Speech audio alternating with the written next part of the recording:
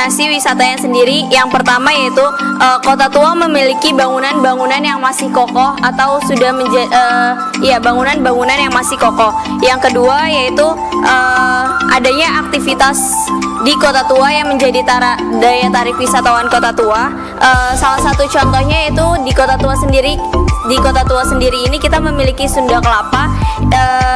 Sunda Kelapa merupakan pelabuhan Kota Tua Jakarta yang memiliki perbedaan dengan pelabuhan Kota Tua di daerah lainnya. Dan yang ketiga yaitu sebenarnya pengunjung atau wisatawan yang ada di Kota Tua ini kita bagi menjadi dua kelompok, yaitu kelompok yang ingin mengetahui sejarah dari Kota Tua tersebut dan ada kelompok yang ingin melihat dari keestetikan bangunan untuk kebutuhan sosial. Tapi kurang lebih nomor satu yang dilihat sama teman-teman di kelompok ini yang paling kuat adalah cerita tentang rempah dan produk tropisnya, seperti itu.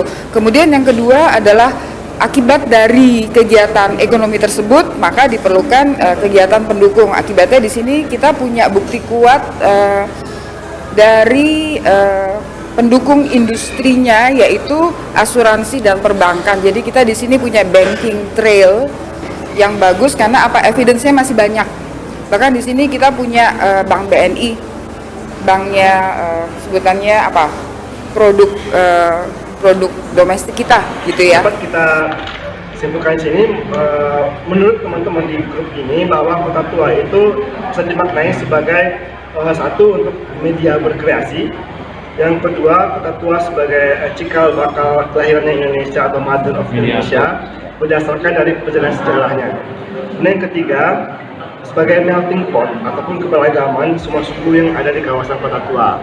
Dan yang keempat, Kota Tua sebagai kawasan edukasi bagi masyarakat dan wisatawan, di mana kita bisa belajar banyak mengenai sejarah dan budaya, dan jauh dari itu juga sebagai media belajar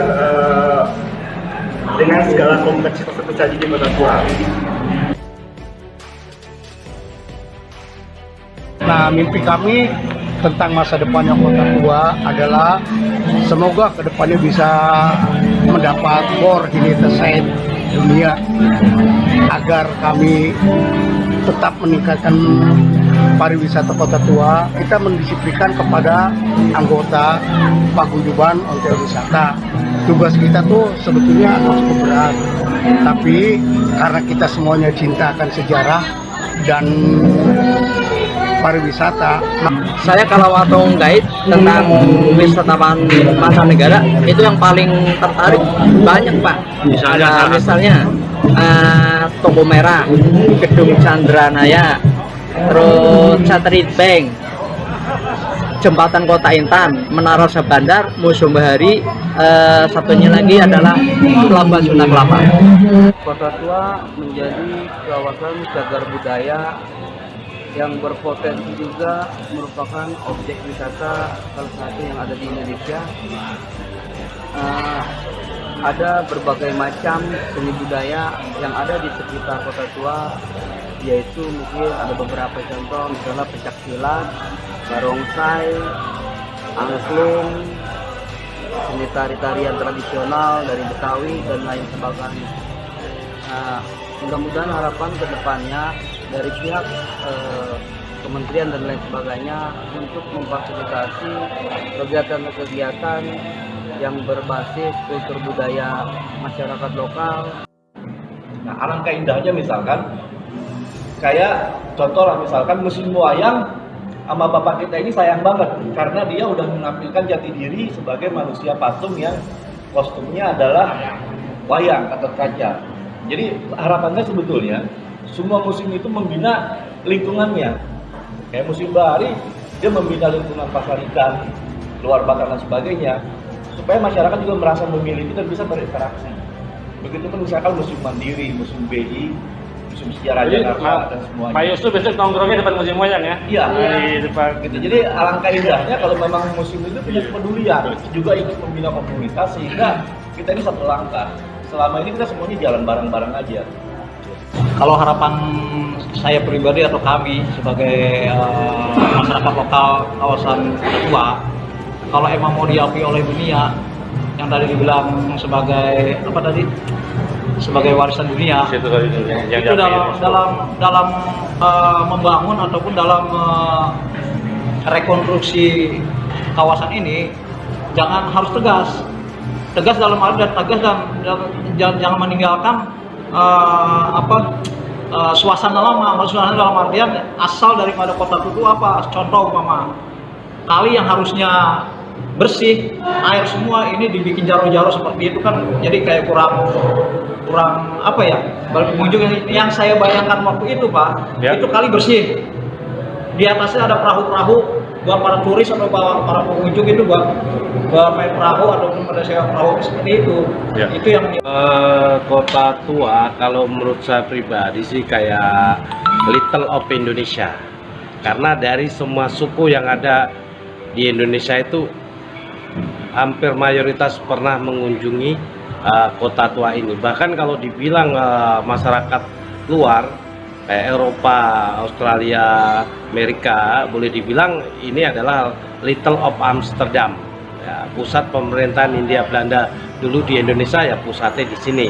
Tapi kalau sekarang itu ya lebih tepat kalau saya bilang untuk kaum milenial itu ya boleh dibilang spot yang paling indah itu, yang paling bagus mungkin sekarang ini favoritnya di sini.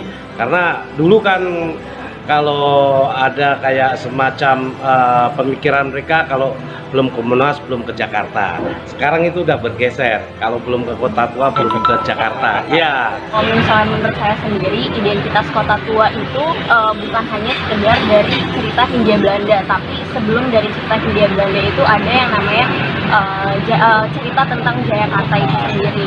Gitu. Sebenarnya Kota Tua ini sendiri udah jadi pusat melting pot sebelum dari Hindia Belanda itu sendiri. Ada cerita-cerita menarik di balik kisah Jayakarta. Untuk saya sendiri yang tinggal di Kota Tua Jakarta ini sangat bangga, karena kenapa? Dari sini saya bisa belajar banyak tentang Hindia Belanda ataupun tentang si Jayakarta ini. Ada beberapa destinasi menarik yang ada di Kota Tua Jakarta. Saya Rangga. Menurut saya identitas Kota Tua Jakarta itu sebenarnya sih mau ke Batavia atau ke Jakarta, karena menurut saya dua-duanya itu adalah sejarah yang ada di Jakarta ini, apalagi di kawasan Kota Tua. Pokoknya dua-duanya memang benar-benar teman-teman semuanya harus lebih memahami lagi semuanya. Terus untuk Jakartanya juga, karena kan sebelum Batavia pun sudah ada Jakarta ya, jadi seperti itu menurut saya. Terus yang keduanya, kalau saya sebagai warga lokal itu saya merasa bangga berada di tempat ini, khususnya di wilayah wisata Kota Tua Jakarta.